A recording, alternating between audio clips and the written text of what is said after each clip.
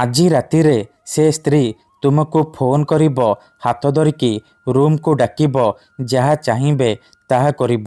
କେବଳ ବିଛଣାରେ ଶୋଇକି ଏହି ଗୋଟିଏ ମନ୍ତ୍ରକୁ 3 ଥର ପଢ଼ି ଦିଅନ୍ତୁ, ତାପରେ ଦେଖିବେ ଚମତ୍କାର। ହଁ ଫ୍ରେଣ୍ଡସ୍, ଆପଣ ସମସ୍ତଙ୍କର ଇଚ୍ଛା ଥିବ ସୁନ୍ଦରୀରୁ ସୁନ୍ଦରୀ ଝିଅ ବା ସୁନ୍ଦରୀ ପଡ଼ିଶା ଘର ଭାଉଜକୁ ପଟେଇବା ପାଇଁ, ତାଠାରୁ ନିଜର ମନ ମୁତାବକ କାମ ହାସଲ କରିବା ପାଇଁ। କିନ୍ତୁ ଇଏ ଏତେ ସହଜ ନୁହେଁ। ଏଥିପାଇଁ ଆମର ତନ୍ତ୍ରଶାସ୍ତ୍ରରୁ ମୁଁ ଆଜି ଆପଣଙ୍କ ପାଇଁ ଏମିତି ଏକ ପ୍ରଚଣ୍ଡ ମହାଶକ୍ତିଶାଳୀ ବଶୀକରଣ ମନ୍ତ୍ର ନେଇ ଆସିଛି। ଏହି ମନ୍ତ୍ରକୁ ଆପଣ ବିଛଣାରେ ଶୋଇକି 3 ଥର ପଢ଼ିଦେଲେ ଗ୍ୟାରେଣ୍ଟି ଦେଉଛି, ଯେଉଁ ଝିଅ ପଟୁନଥିଲା ସେ ଝିଅ ଆପଣଙ୍କ ପ୍ରେମରେ ଦିବାନୀ ହେଇଯିବ। ପଡ଼ିଶା ଘର ଭାଉଜ ରାତି ଦିନ ଫୋନ୍ କରିବ, ଘରକୁ ଡାକିବ, ଯାହା ଚାହିଁବେ ତାହା କରିବ। କୌଣସି ପ୍ରକାର ବାଧା ଦେବ ନାହିଁ। ନମସ୍କାର ଫ୍ରେଣ୍ଡସ୍, ଓଡ଼ିଆ ଫଣ୍ଡା ଚ୍ୟାନେଲକୁ ଆପଣମାନଙ୍କୁ ସ୍ୱାଗତ। ଆପଣ ଭାବୁଛନ୍ତି କି ଆପଣ କିପରି ଏହି ବଶୀକରଣ କରିପାରିବେ? ଆଜ୍ଞା ହଁ, ମୁଁ ଆପଣଙ୍କୁ ସମ୍ପୂର୍ଣ୍ଣ ପ୍ରୟୋଗ ବିଧି ଶିଖେଇବି। କାହିଁକିନା ଏହି ମନ୍ତ୍ର ଏତେ ଶକ୍ତିଶାଳୀ କି ଏହାର କୌଣସି ପ୍ରକାର କାଟ ନାହିଁ। ମାତ୍ର ଥରେ ଯେଉଁ ଝିଅ ବା ନାରୀ ଉପରେ ଆପଣ ଏହି ବଶୀକରଣ ମନ୍ତ୍ରକୁ ପାଠ କରିଦେବେ, ସିଏ ସେହି ସମୟଠାରୁ ଆପଣଙ୍କ ଆଡ଼କୁ ଆକର୍ଷିତ ହେବାକୁ ଲାଗିବ। ଆପଣଙ୍କର ସବୁ କଥା ମାନିବ।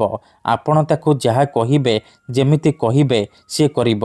ଏହି ବଶୀକରଣ ସାହାଯ୍ୟରେ ଆପଣ ବର୍ଷ ବର୍ଷ ଧରି ଭାଙ୍ଗି ଯାଇଥିବା ପୁରୁଣା ପ୍ରେମକୁ ମଧ୍ୟ ଫେରାଇ ଆଣିପାରିବେ। ଶାଶୁ, ନଣନ୍ଦ, ଦିଅର, ଭାଉଜ କାହାକୁ ବି ନିଜ ବଶରେ କରି ତାଠାରୁ ନିଜର ମନ ମୁତାବକ କାମ ହାସଲ କରିପାରିବେ। ତେଣୁ ମୋର ଆପଣମାନଙ୍କୁ ଅନୁରୋଧ କି ମନରେ କୌଣସି ଖରାପ ଉଦ୍ଦେଶ୍ୟ କିମ୍ବା କୌଣସି ଖରାପ କାମ ପାଇଁ ଆପଣ ଏହି ମନ୍ତ୍ରକୁ ପାଠ କରିବେନି। ତେବେ ଏହି ବଶୀକରଣ ଆପଣ କିପରି କରିବେ, କେମିତି କରିବେ, ଏହାର ପ୍ରୟୋଗ ବିଧି କ'ଣ, ଚାଲନ୍ତୁ ଜାଣିବା।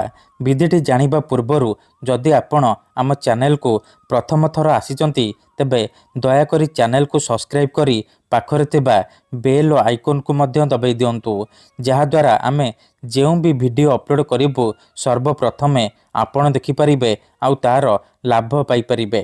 ମନେ ରଖନ୍ତୁ, ଏହି ବଶୀକରଣ ବିଧିକୁ ଆପଣ କେଉଁ ବି ବାରରେ କରିପାରିବେ, କିନ୍ତୁ ଯେବେ ବି କରିବେ ରାତିରେ ଶୋଇବା ପୂର୍ବରୁ ନିଜ ବିଛଣାରେ ଶୋଇକି ଏହି ବଶୀକରଣ କରିବେ।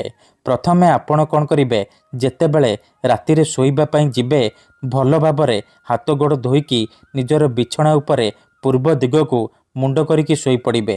ତାପରେ ଆଖି ବନ୍ଦ କରିକି ସେହି ଝିଅ ବା ନାରୀକୁ ମନେ ମନେ ଭାବିବେ, ତାର ମୁହଁକୁ ନିଜ ମନରେ ଭାବିବେ। ତାପରେ ଏହି ମନ୍ତ୍ରକୁ 3 ଥର ପଢ଼ିଦେବେ। ଓମ୍ ନମଃ କାମାକ୍ଷା ଦେବୀ ଆମୁକଂ ମେ ବଶ୍ୟମ୍ କୁରୁ କୁରୁ ଫଟ୍ ସ୍ୱାହା। ଆମୁକଂ ଜାଗାରେ ଆପଣ ସେହି ଝିଅ ବା ସ୍ତ୍ରୀର ନାମ କହିବେ, ଯାହାକୁ ଆପଣ ବଶରେ କରିବାକୁ ଚାହୁଁଛନ୍ତି। ମନ୍ତ୍ରକୁ 3 ଥର ପଢ଼ି ସାରିବା ପରେ ପବନରେ ଗୋଟିଏ ଥର ଫୁଙ୍କିଦେବେ। ତାପରେ ଆପଣ ଶୋଇପଡ଼ିବେ। ମାତ୍ର 5 ମିନିଟରେ ପ୍ରଭାବ ପଡ଼ିବା ଆରମ୍ଭ ହୋଇଯିବ। ସେ ଝିଅ ବା ନାରୀ ଆପଣଙ୍କ ଆଡ଼କୁ ଆକର୍ଷିତ ହେବାକୁ ଲାଗିବ। ଧନ୍ୟବାଦ।